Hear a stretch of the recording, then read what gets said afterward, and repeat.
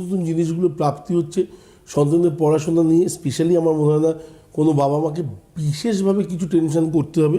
যারা চাকরির পরীক্ষার সাথে যুক্ত আছেন তাদের ক্ষেত্রে এই বছরটা যথেষ্ট ভালো, কারণ রবি তো লিড করে না সব কিছুতে।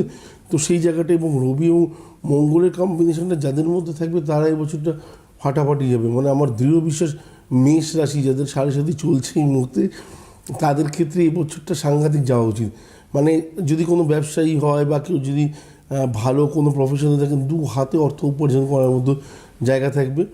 বৃশ্চিক রাশির যারা আছে, যারা খুব অল্পতেই টেনশন করে মা আমার কী হবে, বাবা আমার কী হবে, তাড়াতাড়ি জ্যোতিষ আঙ্কেলকে ফোন করো, তো এইরকম যারা আছেন না, তো তাদেরকে আবার যারা ইলেকট্রিক্যাল ইঞ্জিনিয়ারিং নিয়ে পড়ছে তাদের তো সবসময় মাথায় বা গালে একটা হাত সবসময় থাকে। তো তাদের ক্ষেত্রে বলি একদম টেনশন না করে লাইফটাকে এখন এনজয় করো এবং 2026 খুব ভালো যাবে। এত হেডেক নেওয়ার মতো, এত টেনশন নেওয়ার মতো কিছু নেই। মেষ বৃশ্চিক এই রাশিগুলোর ক্ষেত্রে স্পেশালি শুভ, বৃষ রাশির ক্ষেত্রে খুব ভালো। এবং আমাদের কি বলবো, যদি উল্টো দিক থেকে দেখি এই সময় আমাদের ইলেকশনও আছে।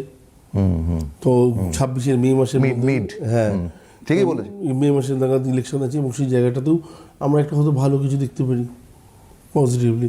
তো এই জিনিসগুলো তো আছেই।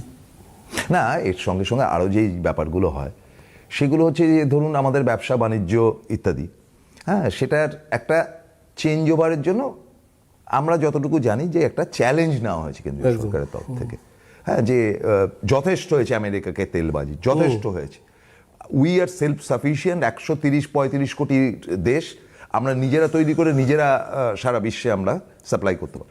তো এই যে বক্তব্য একটা আসছে, সত্যি মিথ্যার ব্যাপারটা পড়ে সেকেন্ডারি।